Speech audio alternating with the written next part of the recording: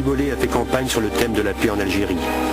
Accueilli à coups de tomates à Alger, le 6 février, le nouveau président du Conseil en est bouleversé et retourné.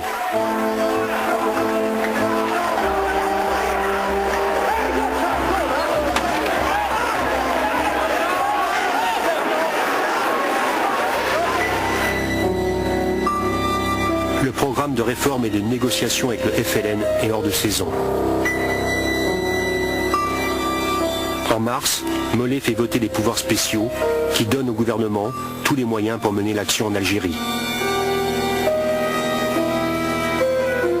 Le garde des Sceaux, François Mitterrand, accepte que pour tous les crimes commis sur le territoire algérien, la justice civile soit dessaisie au profit des tribunaux militaires.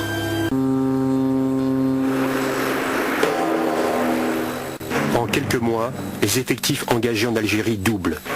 Au printemps 1956, le gouvernement Mollet fait basculer le conflit algérien dans la guerre.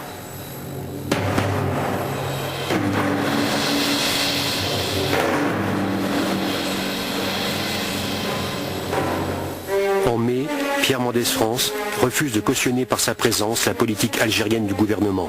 Il démissionne. François Mitterrand reste solidaire de Mollet.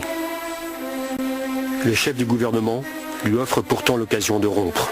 Le 22 octobre, un avion affrété par le gouvernement marocain, transportant 4 dirigeants du FLN, dont Ben Bella, est intercepté en vol et contraint de se poser à Alger. Voilà l'insurrection décapitée. Alain Savary démissionne, Mitterrand fulmine contre cet acte de piraterie, mais reste. À l'automne 1956, le FLN porte la guerre dans Alger. Il utilise l'arme du terrorisme, de l'attentat aveugle et meurtrier. Une psychose de peur s'empare de la capitale algérienne.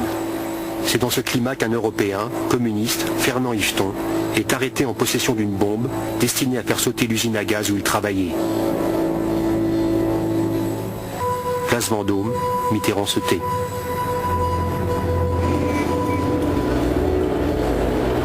Afin de ramener l'ordre dans Alger, le gouvernement fait appel aux parachutistes.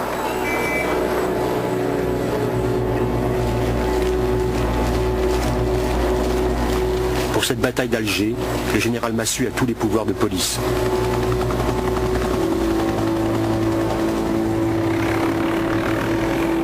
Les paras surveillent, quadrillent, fouillent à la recherche des poseurs de bombes du FLN.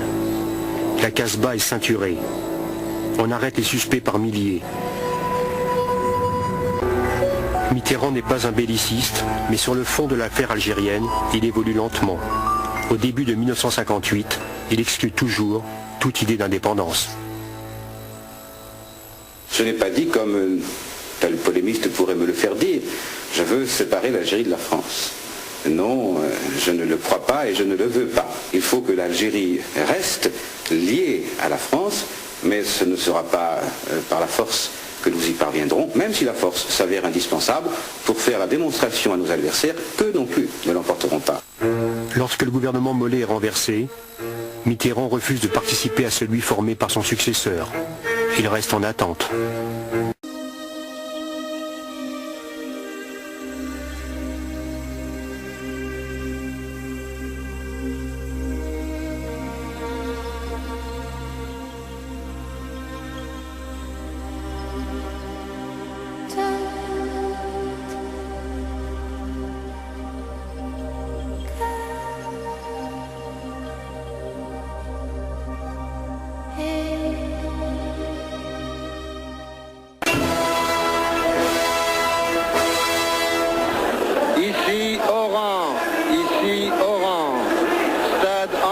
Du parc.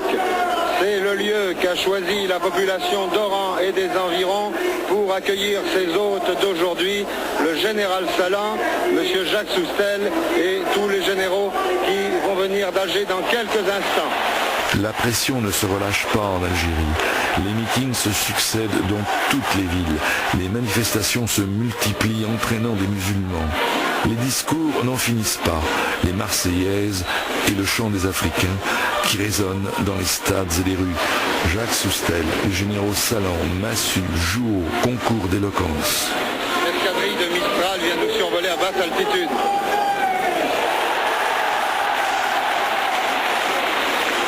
De vos cœurs vient de monter notre confiance en la France se répercutera jusqu'à l'Arc de Triomphe. Et là-bas, on saura que tous unis ici, nous sommes farouchement décidés à maintenir l'Algérie française envers et contre tous. Algérie française, française Algérie. Aucun des chefs militaires d'Alger ne poursuit une ambition personnelle. Nous avons agi, poussés par la conviction que notre devoir était de canaliser le puissant sentiment de révolte qui secouait Alger et de le transformer en un mouvement fécondant d'union et de fraternité.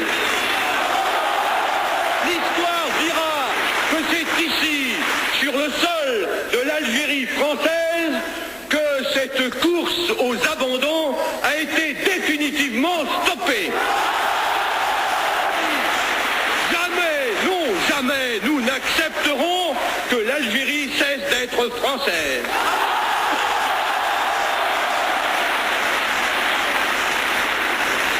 Panique à Paris. De conciliabules nocturnes, en démarche secrète, la machine se met en route sous la pression de l'armée pour ramener le général de Gaulle au pouvoir. Maniant avec maestria, séduction et sédition, l'ermite de Colombey sort de sa retraite. Il est chargé par le président Coty de former le gouvernement.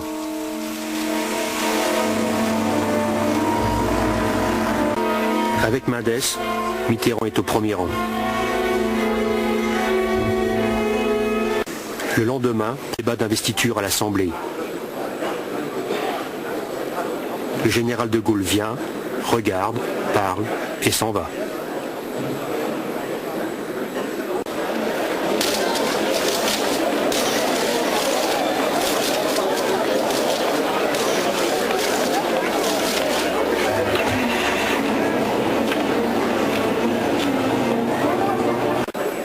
Le député de la Nièvre se dresse contre l'homme du 18 juin.